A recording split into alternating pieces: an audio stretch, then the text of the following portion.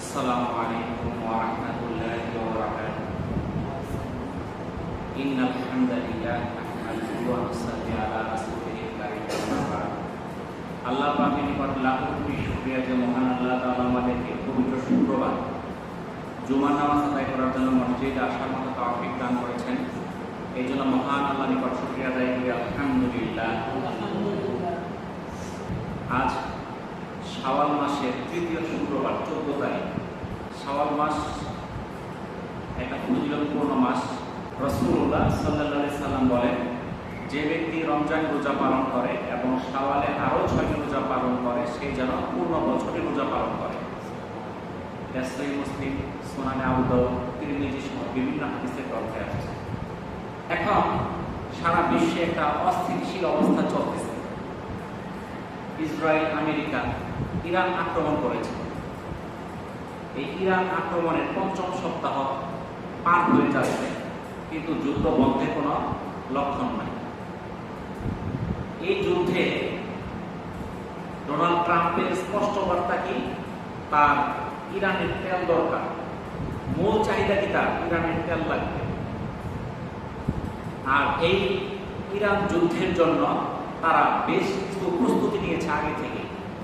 কারণ এই Donald Trump কিছুদিন আগে ইরানে হামলা করেছিল, কিন্তু সে তখন ইরানে হামলা করে তারা খুব একটা সুবিধা করতে পারেনি, যার জন্য দ্রুত সেটা বন্ধ করছে। কিন্তু তারা এইবার হামলার আগে তারা কিছু পূর্ব পরিকল্পনা গ্রহণ করেছে, কিছু পূর্ব প্রস্তুতি নিয়েছে, যেন এইবার তারা সেখানে যুদ্ধে জয়লাভ করতে পারে। এই চেষ্টা তারা আগেই শুরু করেছে। এই যুদ্ধের প্রথম প্রস্তুতি ছিল তেলের সমস্যার সমাধান করা। কারণ এই যে দেখেন, যুদ্ধ শুরু হওয়ার পর থেকে সারা বিশ্বে তেলের একটা সংকট শুরু হয়ে গেছে না? আমাদের দেশে তেল পাওয়া যাচ্ছে না, লাইন পর লাইন। আসার সময় দেখে মোটর সাইকেল প্রায় 1 কিলোমিটার উপরে লাইন। আমি একটু দাঁড়িয়েছিলাম, পরে চলে আসছি। তা এই যে দেশে একটা তেলের সংকট, এটা তো আমেরিকাতেও হতে পারে। তারা এটা আগে সমাধান করছে। কেমনে? তাদের পার্শ্ববর্তী একটা দেশ আছে, নাম হলো ভেনিজুয়েলা। এই ভেনিজুয়েলা, ওখানে অনেক তেল আছে, তেলের খনি আছে। এই ট্রাম্প সেই ভেনিজুয়েলার যে প্রেসিডেন্ট ছিল হুগো চ্যাভেজ,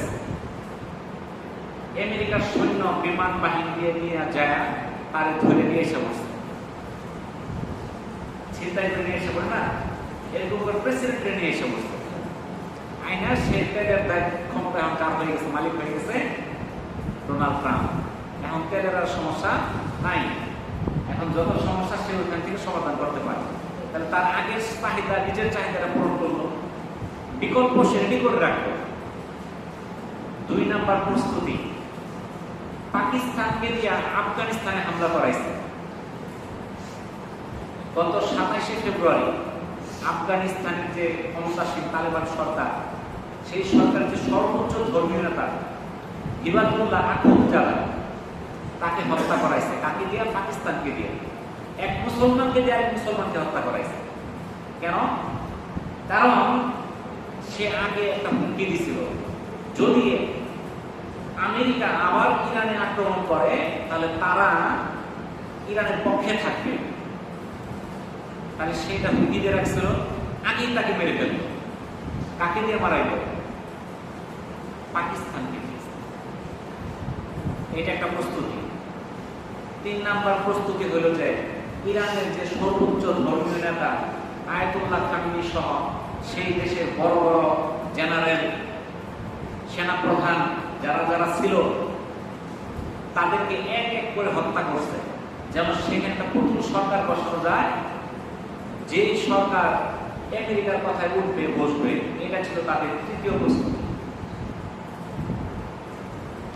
তারা যুদ্ধ করতেছে, যুদ্ধ চলতেছে, কিন্তু এখন পর্যন্ত যুদ্ধে ইরানই আগে আছে, তারাই পিছিয়ে আছে। ইরানের কম দামের অস্ত্র দিয়া $মিলিয়ন বিলিয়ন ডলারের অস্ত্র ধ্বংস করতেছে, বিমান ধ্বংস করতেছে। আমেরিকার যে অত্যন্ত শক্তিশালী বিমানগুলো F-16, F-35, এগুলোকে প্রমাণিত করতেছে। তাদের যে সামুদ্রিক যে নৌবহরগুলো ছিল, এগুলোকে তারা ধ্বংস করতেছে। আমেরিকা এখনো পিছায় আছে, তারা ইরানের সঙ্গে পারছে না। তো আসলে এই যুদ্ধের মূল কারণটা কি? কেন এই যুদ্ধ? এই যুদ্ধের এক নাম্বার কারণ হচ্ছে আমেরিকার চাওয়া ইরানের জ্বালানি তেলের কর্তৃত্ব। ওখানে কি আছে? তেল আছে। এটার কর্তৃত্ব চায় কারা? আমেরিকা। দুই নাম্বার, সেখানে আছে ইসরায়েল। তাদের চাওয়া হইল ফিলিস্তিনকে সে সম্পূর্ণভাবে দখল করবে, কেউ যেন তাকে বাধা না দেয়, এবং সে একটা গ্রেটার ইসরায়েল তৈরি করবে, যেটা বিশাল বড়। কারণ ইসরায়েল আয়তনটা এখন অনেক ছোট, আমাদের বাংলাদেশ একটা বিভাগের মতো এত ছোট। তাদের টার্গেট হলো সে একটা বিশাল এরিয়া নিয়ে গ্রেটার ইসরায়েল তৈরি করবে। আর এটার বাধা হলো কারা? ইরান। তো বাধাটা কিন্তু সরাই দেওয়া যায়, তাহলে এই গ্রেটার ইসরায়েল তৈরি করতে আর কেউ কি করবে না, তাকে বাধা দিবে না। এই যে ফিলিস্তিনে হামলা চললো দীর্ঘদিন, এই ফিলিস্তিনে হামলার মধ্যে কোন আরবের দেশ বাধা দিছিল? কোন হুমকি দিছিল? কিছুই করে নাই। বাধা দিচ্ছে কারা? ইরান। ইরান সমর্থিত হিজবুল্লাহ, তাদের সমর্থিত দুর্বল এই বাইতুল মুকাদ্দাস, এটা যেন ইহুদিদের অধীনে না যায়, এই জন্য তারা চেষ্টায় রত আছে। এই ফিলিস্তিনি মুসলমানদের পক্ষে অস্ত্র দিয়া সরাসরি শক্তি প্রয়োগ করার জন্য একমাত্র পৃথিবীর দেশ বর্তমান ইরান। আর কেউ নাই, আর কেউ কিছুই বলে নাই। হয়তো মুক্তি একটু নিন্দা প্রস্তাব করছে, এর বেশি কেউ কিছু করে নাই। তাদের সাথে প্রত্যেকের সুসম্পর্ক আছে ইসরায়েলের সাথে। মধ্যপ্রাচ্যের প্রত্যেকটা আরব দেশ তাদের সঙ্গে ব্যবসায়িক লেনদেন করে, তাদের সঙ্গে সুসম্পর্ক রাখে। তাহলে বাধা কারা? ইরান। ইরানকে যদি শেষ করে দেওয়া যায়, তাহলে সম্পূর্ণ ফিলিস্তিনকে মিলেও কেউ কোনো কথা বলার লোক থাকবে না পৃথিবী। তাই এটাই হচ্ছে মূল কারণ এই ইরান আক্রমণের। তো এই যুদ্ধে এই যে মধ্যপ্রাচ্যের মুসলিম দেশগুলা, এগুলা ইরানের বিপক্ষে। কেন ইরানের বিপক্ষে? তারা কারণটা কি? আমেরিকা, ইসরায়েল, তারা কি করছে? এই মধ্যপ্রাচ্যের মুসলিম দেশগুলোকে একটা জুজুর ভয় দেখায়। কি ভয় দেখায়?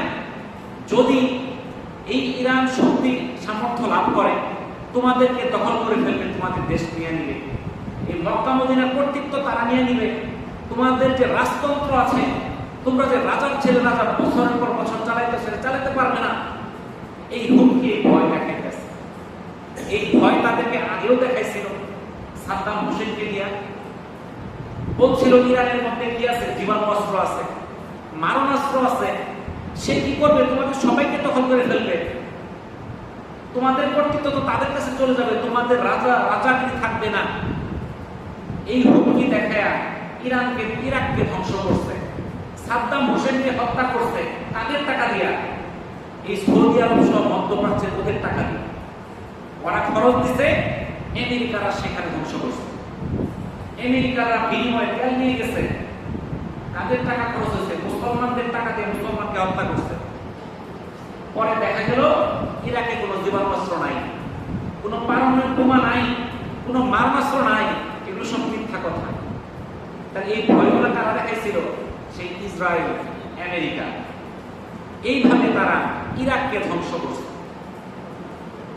এরপরে টুইন টাওয়ারে হামলা হইল, একটা নাটক। এই নাটকের বিনিময়ে আফগানিস্তানকে ধ্বংস করল, লক্ষ লক্ষ লোককে হত্যা করল। শুধু এটাই না, লিবিয়াকে ধ্বংস করছে, মুয়াম্মার গাদ্দাফিকে সে হত্যা করছে। কোন মুসলমান বাধা দিছে? কোন মুসলমান বাধা দেয়? Yemen, Lebanon, Syria, Somalia, Sudan, Kosovo, Bosnia Herzegovina, এই প্রত্যেকটা দেশকে সর্বশান্ত করছে এই আমেরিকা এবং ইসরায়েল। শুধু মধ্যপ্রাচ্যের মুসলিম দেশগুলোকে হুমকি দিছে কি? তোমরা যদি তাদের পক্ষে থাকো, তোমাদের রাজতন্ত্র থাকবে না। তোমরা আমার কথায় চলো, তোমাদের রাজতন্ত্র আমরা টিকায় রাখবো। তাদের মধ্যে দ্বন্দ্ব সৃষ্টি করছে, শিয়া সুন্নি, বিভিন্ন ভাবে তাদেরকে ধ্বংস করছে। আসলে ইহুদিদের মূল এজেন্ডা কি? ইহুদি নাসারাদের মূল এজেন্ডা হলো ইসলামকে ধ্বংস করা। কিন্তু মুসলিম বিশ্ব, মধ্যপ্রাচ্যের যে দেশগুলো, তারা কি করে? সেই ইহুদি নাসারাদের মিষ্টি কথা তারা বিশ্বাস করিয়া মুসলমানরা মুসলমানকে হত্যায় তারা মেতে উঠছে। ইহুদি নাসারা তারা যখন মিথ্যা কথা বলে এর তো প্রমাণের অভাব নাই। ইহুদি আর নাসারা তাদের কথার মধ্যে মিথ্যা ছাড়া কিছু পাওয়া যাবে না। আপনারা দেখছেন ডোনাল্ড ট্রাম্প যখন নির্বাচন করে, নির্বাচন আগে বলছিল এই যে বিশ্বের মধ্যে অস্থিতিশীলতা, আমি যদি প্রেসিডেন্ট থাকতাম তাহলে ইউক্রেন আর রাশিয়া তো যুদ্ধই বাঁচত না, আমি তো ক্ষমতায় আসার পরের দিনে যুদ্ধ বন্ধ হয়ে যাবে। তো ক্ষমতায় আসতে যুদ্ধ কি বন্ধ হয়েছে? যুদ্ধ তো বন্ধ হয় নাই, আরো শুরু হয়েছে। ইসরায়েল ফিলিস্তিন আক্রমণ করতেছে, ইরানে একবার করছে না, আবার শুরু করছে। সারা বিশ্বের মধ্যে একটা অস্থিতিশীল অবস্থা, কিন্তু সে নির্বাচন আগে ঘোষণা দিয়েছিল আমি সকল যুদ্ধ বন্ধ করে দেব ক্ষমতা পাওয়ার একদিনের মধ্যে। কিন্তু কোন যুদ্ধ বন্ধ হওয়ার লক্ষণ আছে নাকি? লক্ষণ আছে যুদ্ধ বড় করা। তাহলে এগুলো হলো বিভিন্ন বিশ্বের মধ্যে দুইটা ব্যবসায়ী আছে। এই দুইটা ব্যবসায়ী বিশ্বকে তাদের নিজের হাতে নিয়ে আসে মিলিয়ন মিলিয়ন বিলিয়ন বিলিয়ন ডলারের মাধ্যমে।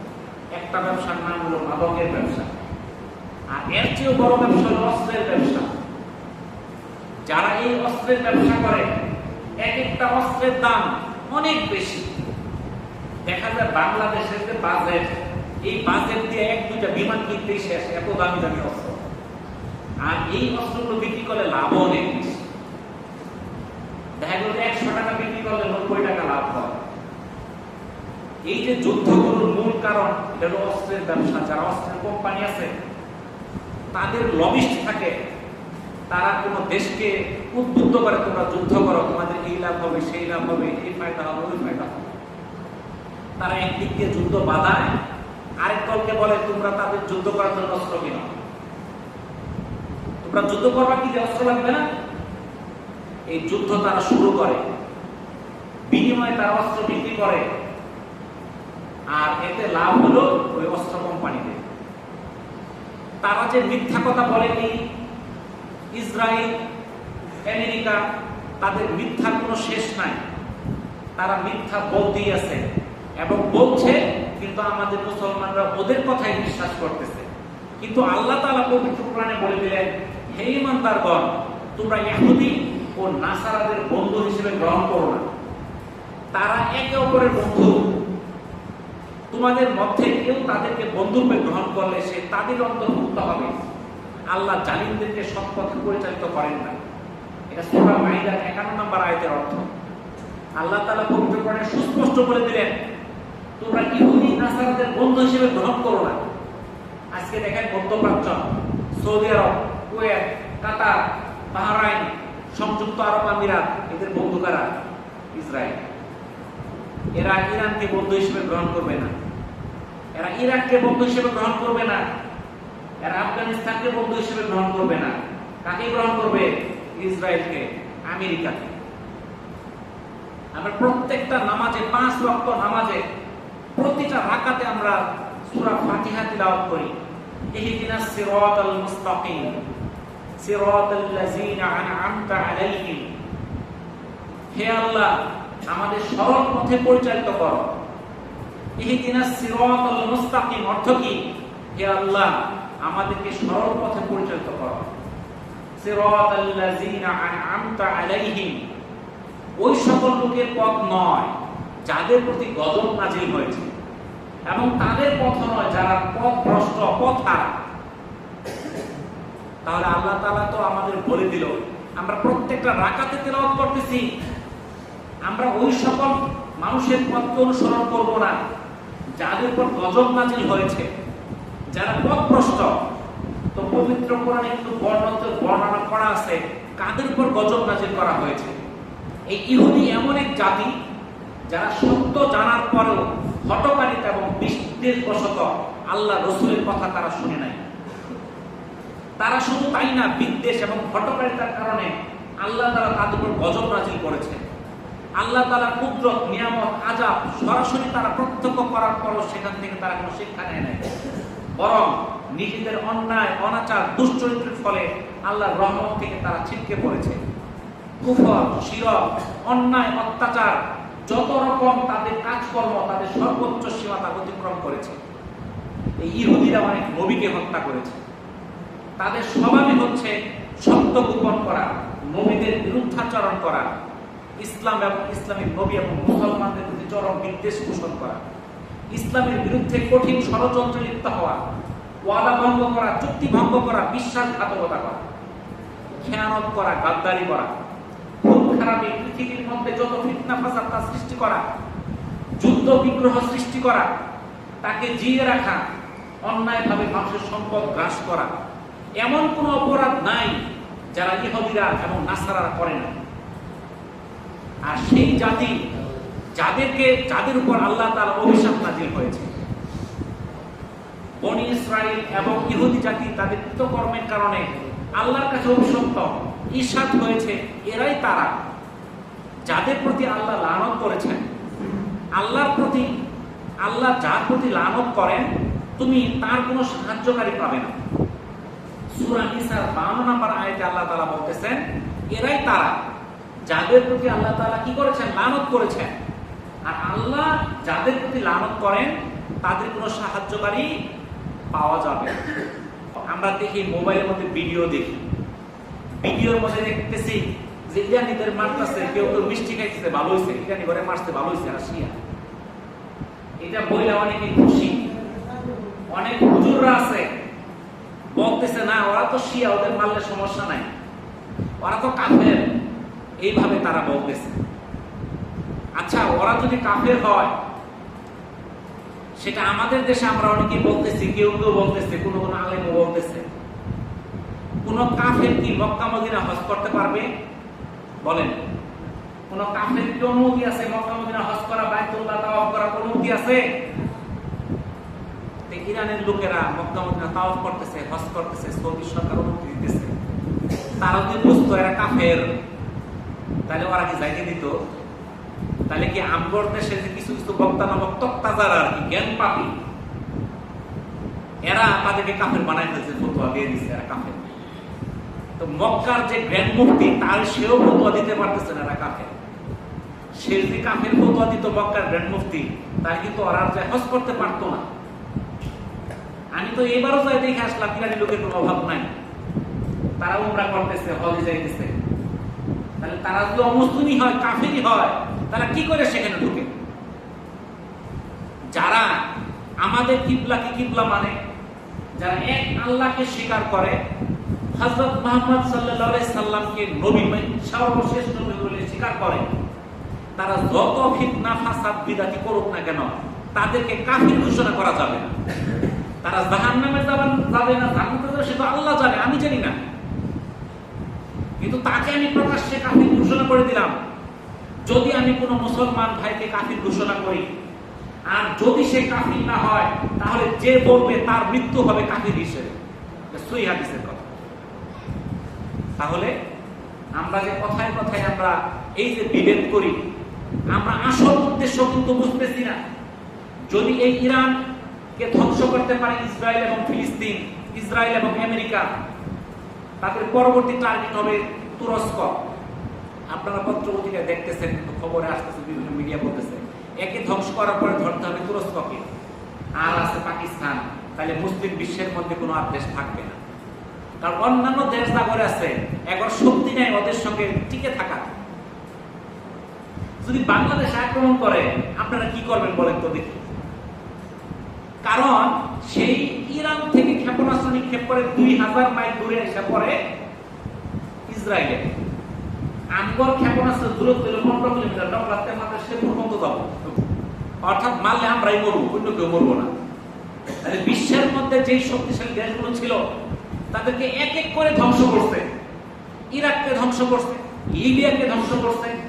এরকম ভাবে মধ্যপ্রাচ্যের যে দেশগুলো আমেরিকার কথায় উঠে নাই, বসে নাই।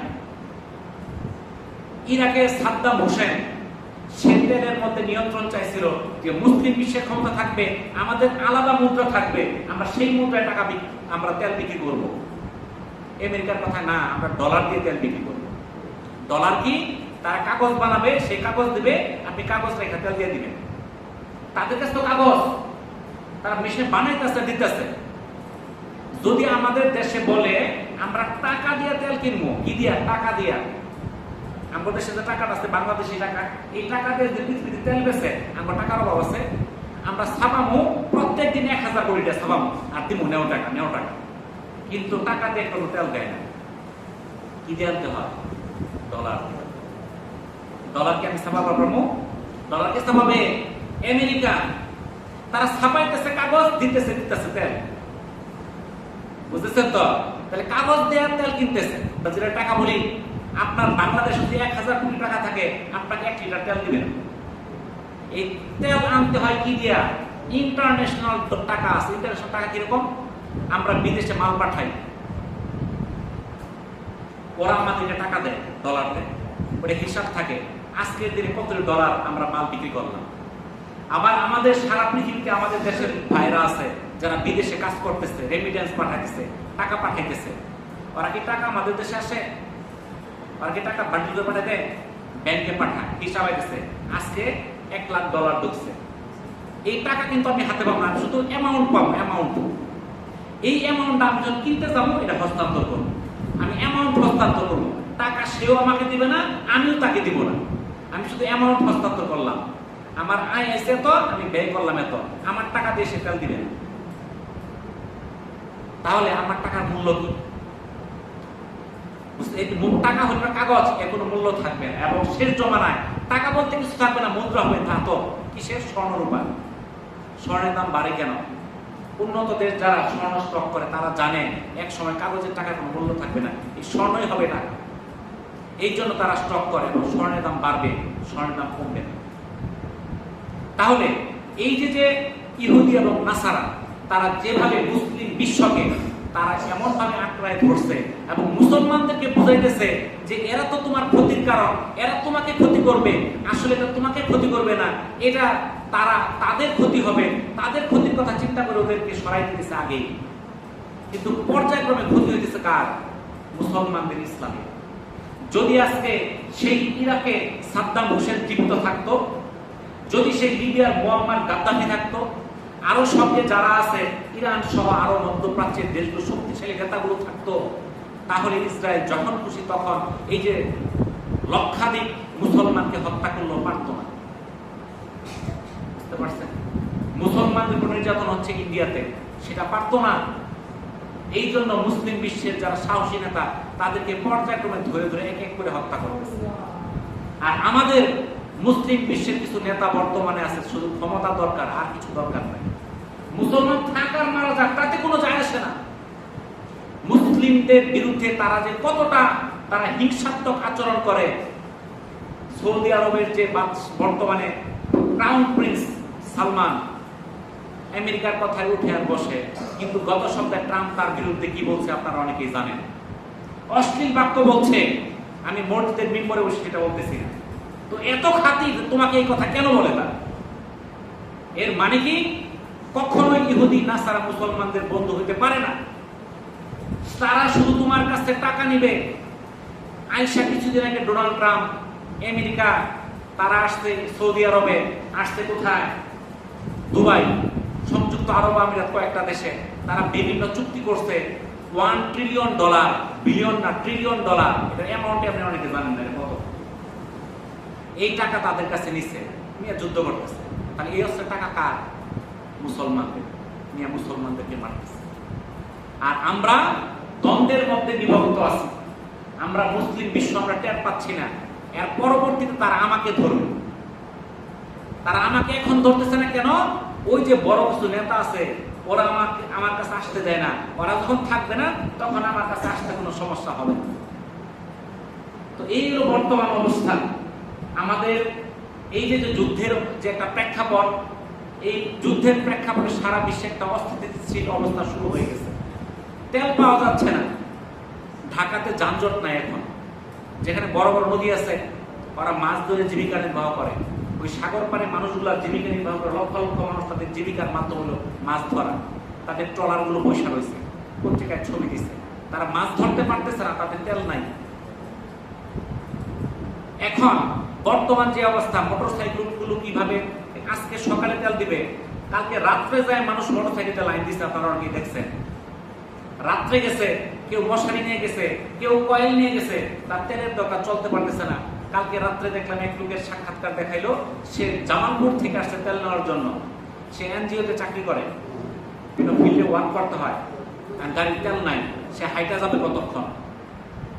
সে এখানে আসছে সারাত থেকে তেল নিয়ে যাবে, দিতেছে কত? 200 টাকা। তো আমি তোর চিন্তা করলাম 200 তোর যাওয়া আওয়াজ শেষ হয়ে যাবে, চলবো কি দিয়ে? কি কর বলতে?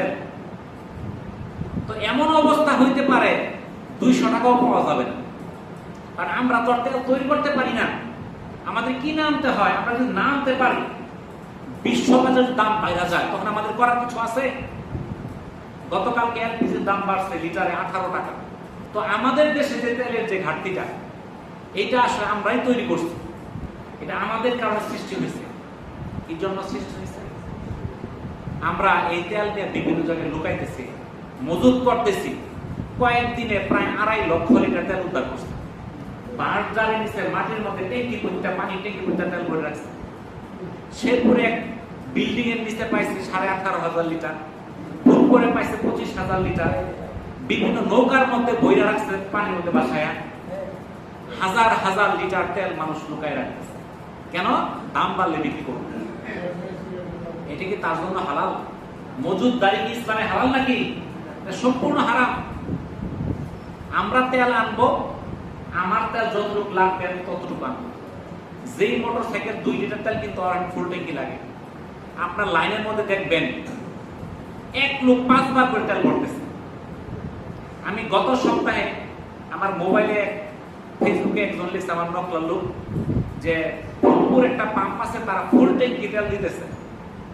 তো আমাদের কলেজে একটি টিচার তার গাড়িতে তেল নেই, বলেন চলেন স্যার আমরা দুইজন যাই ফুল ট্যাঙ্কি যেহেতু দেয় নিয়ে আসি। রংপুরে আগে যে পাম্পটা, পরে গেলাম, পরে বলবো যে ফুল ট্যাঙ্কি সকাল দিচ্ছে, ভিড় বেশি তো হ্যাঁ 200 টাকা। তো গেছি যখন, আচ্ছা 200 টাকা নিয়ে আসি, লম্বা লাইন ধরা হইল।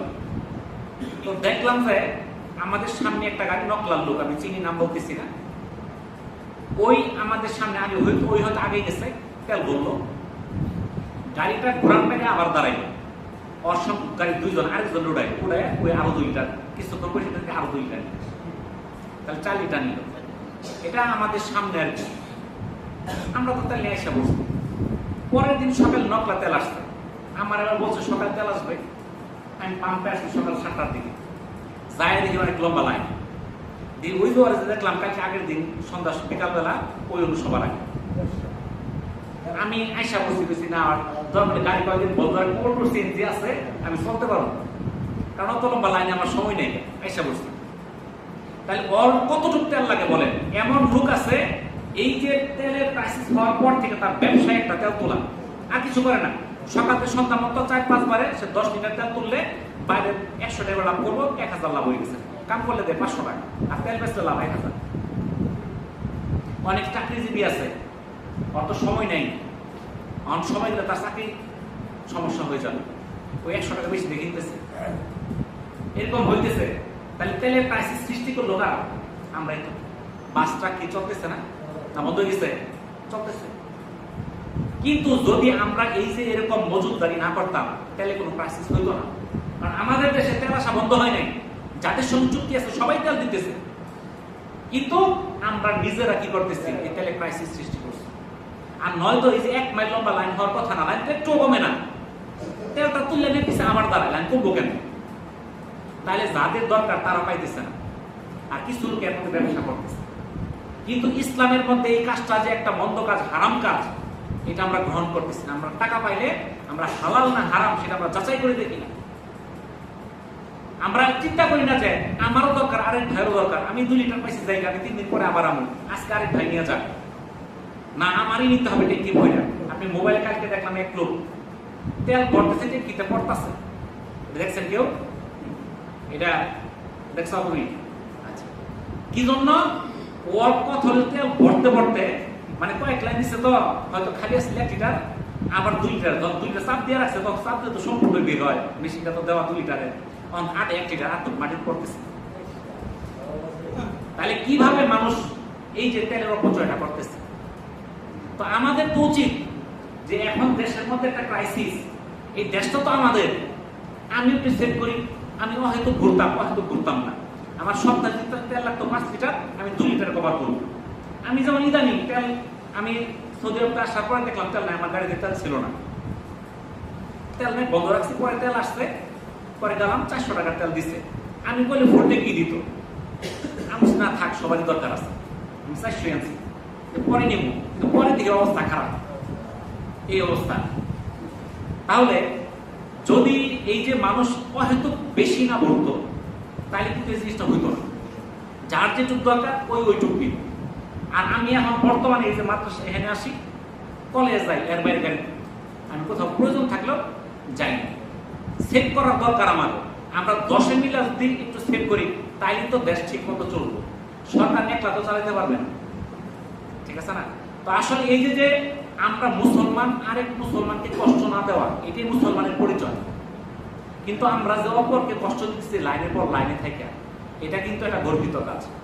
এই জন্য আমরা চেষ্টা করি, আমরা নিজেরা ভালো থাকার চেষ্টা করি, ভালোভাবে চলার চেষ্টা করি, ইসলামিক বিধানকে আমরা মাইনে চলার চেষ্টা করি। আমরা চেষ্টা করবো আরেক মুসলমান ভাইকে সহযোগিতা করা। আমার গাড়ির তেল নাই, আমি গাড়ির থেকে বের করে আমি আমার স্কুল কলেজের টিচারের 2 লিটার বাইক দিয়ে দিচ্ছি।